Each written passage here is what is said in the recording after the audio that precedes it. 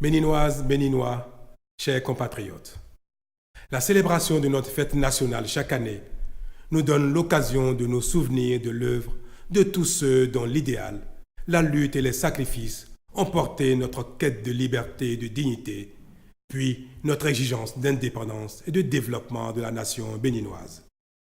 Hier comme aujourd'hui, leurs souvenirs restent vivaces dans nos esprits et notre fierté envers eux ne faiblit pas. En renouvelant ce rituel républicain, nous exaltons les valeurs qui, depuis l'origine, nous caractérisent afin de les perpétuer de génération en génération. Ces valeurs font de nous un peuple brave et fier, un peuple travailleur et tolérant dont la mosaïque, loin d'être un handicap, est une richesse vivifiante de notre développement commun. Et quand bien même, dans ce gratifiant vivre ensemble, viennent à survenir des épreuves, nous savons toujours nous retrouver, nous parler et conjuguer nos efforts pour repartir de l'avant, avec encore plus de foi en l'avenir. Tel est le ferment qui nourrit notre communauté de destin et nos certitudes de lendemain meilleurs. Mes chers compatriotes, notre processus de développement a besoin de la conjonction des énergies et des ambitions de tous. Il nécessite que parfois, face à l'âpreté des défis, nous allions plus vite que d'ordinaire. C'est justement pourquoi, depuis 3 ans, après le diagnostic posé sans complaisance, qui nous révèle nos faiblesses structurelles et nous place face à nos urgences, la dynamique que j'ai imprimée à l'action publique veut que nous fassions preuve de beaucoup plus d'efforts et d'ambition que par le passé. À cet égard, nous avons enregistré de bons résultats. Nous pourrions même dire, en toute modestie, que ce sont quelques prouesses quand on sait d'où nous sommes partis. Mes chers compatriotes, n'avons-nous pas fait un certain chemin en ce qui concerne l'électricité, l'eau, la santé, l'éducation, les actes de naissance, la sécurité dans nos contrées et sur nos routes, les routes intercommunales et interrégionales, l'asphaltage en cours dans nos quartiers, les pistes rurales, la production agricole, le football, etc. Ce sont là autant de repères qui témoignent des fruits de plus en plus visibles de nos efforts collectifs.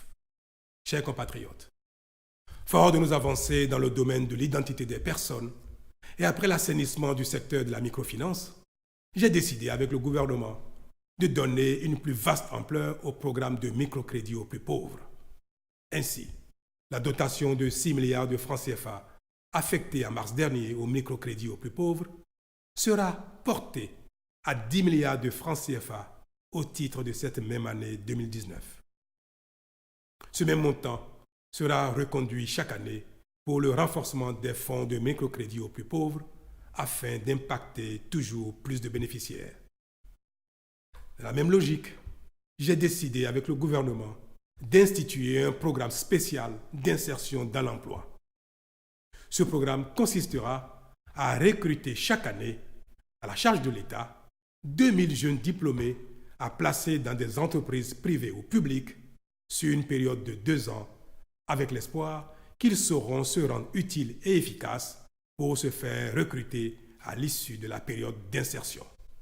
Ou alors qu'ils seront volés de leurs propres ailes dans l'auto-emploi. Ces initiatives à fort impact social constituent sans conteste autant de preuves de la répartition équitable des fruits de la croissance économique qui elle-même, parce qu'elle est de plus en plus élevée, atteste que notre pays est effectivement entré dans une phase de développement soutenu. Nous pouvons nous en féliciter.